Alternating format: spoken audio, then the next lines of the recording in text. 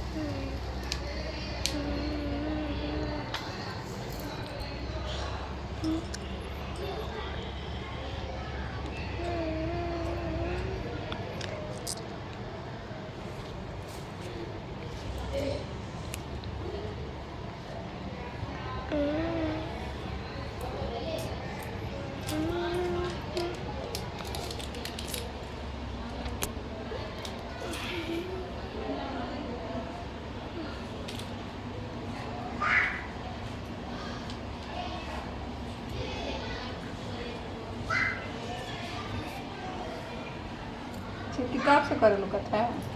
कर लेनी हो आप पूजा? ना हम कहाँ हो जाते हैं करो कर। तो कथा सुन तो आई फिर सुनो हम सबको बन जाना मम्मी भाई ममतो भाई।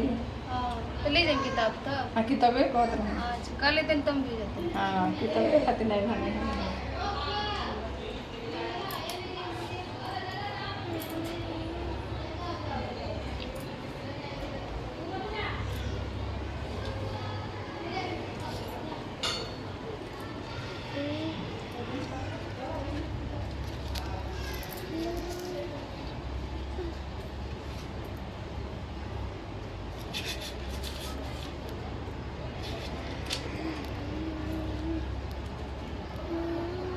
ज्योतिपुत्री का व्रत कथा।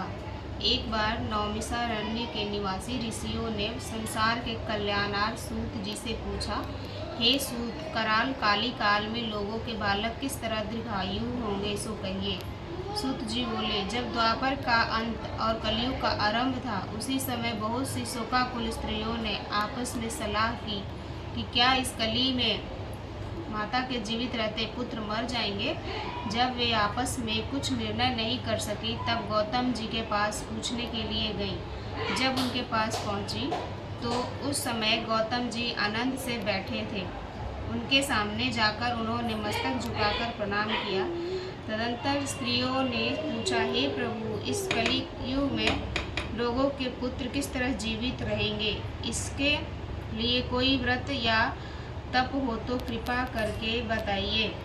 इस तरह उनकी बात सुनकर गौतम जी बोले, आपसे मैं वही बात कहूँगा जो मैंने पहले से सुन रखा है। भैया को भी बुला लो ना, सुनेगा। वह अपनी स्त्री के साथ अपनी ससुराल गया और वहीं रहने लगा। एक दिन आधी रात के समय पुत्र के शोक से व्याकुल कोई स्त्री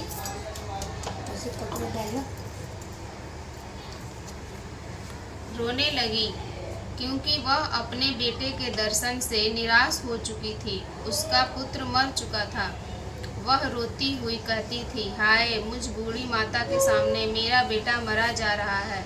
उसका रुदन सुनकर राजा जिमुतवाहन का तो मानो हृदय वृत। उससे पूछा, तुम्हारा बेटा कैसे मरा? बूढ़ी ने कहा, गरुड़ प्रतिदिन आकर गांव के लड़कों को खा जाता है। इस पर दयालु राजा ने कहा, माता, अब तुम रो मत, आनंद से बैठो। मैं तुम्हारे बच्चे को बचाने का यत्न करता हूँ। ऐसा कहकर राजा उस स्थान पर गया जहाँ गरुड़ आकर प्रतिदिन मांस खाया करता था। समझ में आ रहा ना? उसी समय गरुड़ भी उस पर टूट पड़ा और मांस खाने लगा। जब अतिशय तेजस्वी गरुड़ ने राजा का बाया अंग खा लिया, गरुड़ मतलब गरुड़ एक पक्षी होता है जो बहुत बड़ा होता है, तो झटपट राजा ने अपना दाहिना अंग फेर कर गरुड़ के सामने दिया। राजा का वो ना ये खा रहा था तो दिया। यह देखकर गरुड़ ने कहा, तुम कोई देवता हो? कौन हो तुम? मनुष्य तो नहीं जान पड़ते। अच्छा, अपना जन्म और कुल बताओ। पीड़ा से व्याकुल मन वाले राजा ने कहा, मतलब बहुत दुख हो रहा था उनको, दर्द हो रहा था, तो उसके बारे में, हे पक्षीराज, इस तरह के प्रश्न करना व्यर्थ है, तुम अपनी इच्छा भर मांस खाओ। यह सुनकर गरुड़ रुक गए और बड़े आदर से राजा के जन्म और कुल की बात पूछने लगे। राजा ने कहा, मेरी माता का नाम सव्या और मेरे पिता का नाम शालिवाहन है। सूर्य वंश में मेरा जन्म हुआ है और जीवमुतवाहन मेरा नाम है। जो राजा था ना उसका जीवमुतवाहन नाम था, उसी पे ये जितिया करते हैं ना हम। तो राजा की दयालुता देखकर गरुड़ ने कहा, हे महाभाग, तुम्हारे मन में जो अभिलाषा हो वह वर मांगो। राजा ने कहा, हे पक्षीराज, यदि आप मुझे वर दे रहे हैं तो वर दीजिए कि आपने अब तक जिन प्राणियों को खाया है वे सब जीवित हो जाएं, मतलब जिंदा हो जाएं। हे स्वामिन, अब से आप यहाँ बालकों को ना खाएं और कोई ऐसा उपाय करें कि जहाँ जो उत्पन्न हो वे लोग बहुत दिनों तक जीवित रहें। धौम्य ने कहा कि पक्षीराज गरुड़ राजा को वरदान देकर स्वयं अमृत के लिए नागलोक चले गए। नागलोक, वहाँ से अमृत लाकर उन्होंने उन मरे मनुष्यों की हड्डियों पर बरसाया। ऐसा करने से सब लोग जीवित हो गए जिनको कि पहले गरुड़ ने खाया था। ठीक, सारे लोग जीवित हो गए, अमृत बरसा दिया ना, तो सब लोग जिंदा हो गए। तो राजा के त्याग और गरुड़ की कृपा से वहाँ वालों का बहुत कष्ट दूर हो गया। उस समय राजा के शरीर की शोभा दूनी हो गई थी। जब राजा की दयालुता देखकर गरुड़ ने फिर कहा, मैं संसार के कल्याणार्थ एक और वरदान दूंगा। आज अश्विन कृष्ण सप्तमी से रहित शुभ अष्टमी तिथि है, जहाँ आज भी तुमने यहाँ की प्रजा को जीवन दान दिया है। हे वत्स, अब से इस दिन ब्रह्म भाव हो गया, जो मूर्ति भेद से विविध नामों से विख्यात है। वही त्रैलोक्य से पूजित दुर्गा अमृत प्राप्त करने के अर्थ में जीवित पुत्रिका कहलाई है। सो इस तिथि को जो स्त्रियां उस जीवित पुत्रिका की और कुश की आकृति बनाकर तुम्हारी पूजा करेगी, तो दिनों दिन उनका सौभाग्य बढ़ेगा और वंश की भी बढ़ती होती रहेगी। हे महाभाग, इस विषय में विचार करने की भी आवश्यकता नहीं है। हे राजन, सप्तमी से रहित और उदया तिथि की अष्टमी को व्रत करें, यानी सप्तमी विद अष्टमी। जिस दिन उस दिन व्रत ना कर शुद्ध अष्टमी को व्रत करें और नवमी में पारण करें। यदि इस पर ध्यान न दिया गया तो फल नष्ट हो ही जाएगा और सौभाग्य तो अवश्य ही नष्ट हो जाएगा। जीवमुतवाहन को इस तरह का वरदान देकर गरुड़ वैकुंठ धाम को चले गए और राजा भी अपनी पत्नी के साथ अपने नगर को वापस चले गए। धौम्य द्रौपदी से कहते हैं, हे देवी, मैंने यह अतिशय दुर्लभ व्रत तुमको बताया है। इस व्रत को करने से बच्चे दीर्घायु होते हैं। हे देवी, तुम भी पूर्वोक्त विधि से यह व्रत और दुर्गा जी का पूजन करो तो तुम्हें अभिलाषित फल प्राप्त होगा। मुनिराज धौम्य की बात सुनकर द्रौपदी के हृदय में एक प्रकार का कौतूहल उत्पन्न हुआ और पूर्ववासिनी स्त्रियों को बुलाकर उनके साथ यह उत्तम व्रत किया। गौतम जी कहते हैं, यह व्रत और उसकी प्रभाव को किसी एक चिल्ल ने सुन लिया। जब वो व्रत करी ना तो चिल्ल ने सुन लिया था और अपनी सखी सियारिन को बतलाया। इसके बाद पीपल वृक्ष की शाखा पर बैठकर उस चिल ने और उस वृक्ष के खोते में बैठकर सियारिन ने भी व्रत किया। फिर वही चिल्ली किसी उत्तम ब्राह्मण के मुँह से यह कथा सुन आई और पीपल के खोते में बैठी हुई अपनी सखी को सुनाया। सियारिन ने, आपको समझ में आ रहा है ये सारा है ना? सियार होता ना, वही सियार ने आधी कथा सुनी थी कि उसे भूख लग गई और वह उसी समय 100 से भरे शमशान में पहुंची। वहां उसने इच्छा भर मांस का भोजन किया और चिल्ली बिना कुछ खाए पिए रह गई और सवेरा हो गया। सवेरे वह गौशाले में गई और वहां गौ का दूध पिया। इस तरह नौमी को उसने पारण किया। कुछ दिनों बाद वे दोनों मर जाती हैं। अयोध्या में किसी धनी व्यापारी के घर में जन्मी, जहाँ राम भगवान जन्म दिए ना, वहाँ पे जन्मी। संयोग से उस दोनों का जन्म एक ही घर में हुआ। उसमें सियारिन ज्येष्ठ हुई और चिल्ली छोटी, मतलब सियारिन बड़ी हो गई और चिल्ली छोटी हुई, दोनों बहनें। तो वे दोनों सभी शुभ लक्षणों से युक्त थी, इसलिए बड़ी लड़की काशीराज और छोटी उनके मंत्री के साथ वह पात्र अग्नि के सामने विधि पूर्वक ब्याही गई। दोनों का शादी हो गया।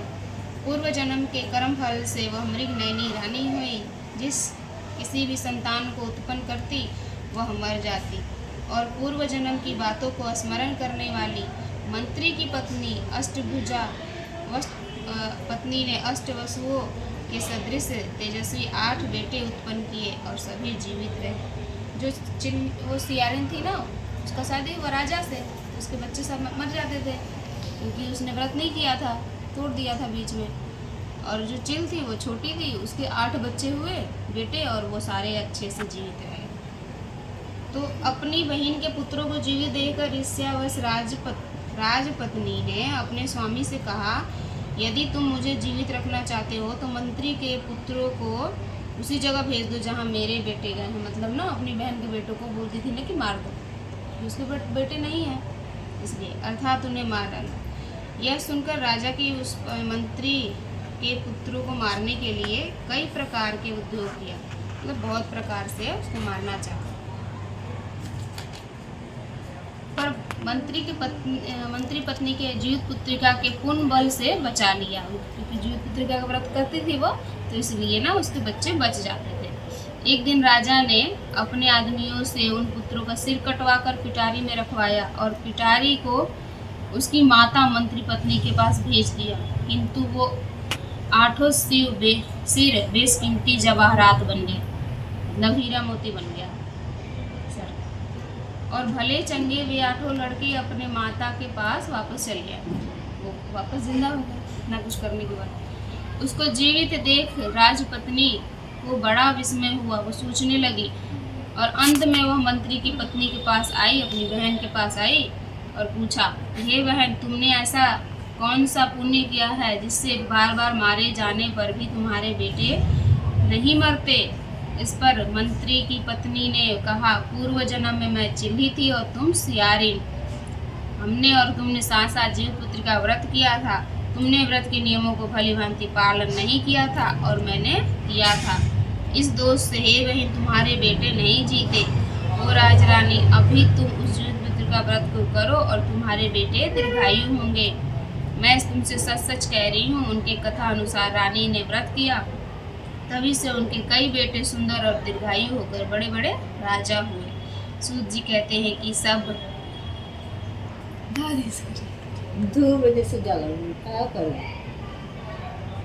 कहते हैं कि सब प्रकार का आनंद देने वाले मैंने यह दिव्य व्रत बतलाया। स्त्रियां चिरंजीवी संतान चाहती हैं तो विधि पूर्वक यह व्रत करें। इसी पंडित श्री राम तेज पांडे कृत भाषा की जीवित पुत्र का व्रत कथा समाप्त।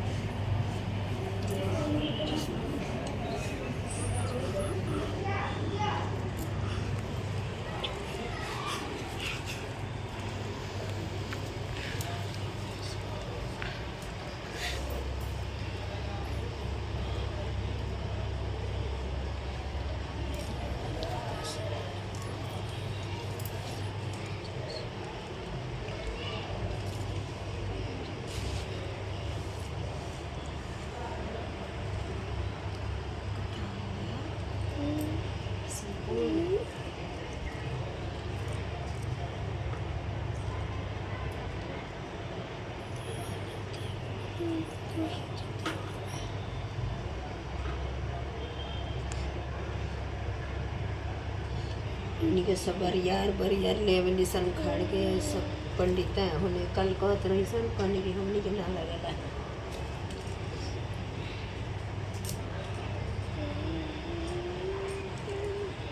चार सहेली रही जाए तो भूखा रह जाए जुतिया तो एगो बाई उनका पड़ोस में गुरबहन एथी रही तो कहली कि एहो हमरो मन करता जुतिया करे के तो कहलन कि कर तो ले आ दिलन। सुन ले बाबू हम ये सब बोले होते रजनी घरे तो सुन लेना तो ये से कर का भइल बा हम सब कुछ तोहरा के ले आ देतनी। तो बेचारा सब कुछ ले आ दिलन।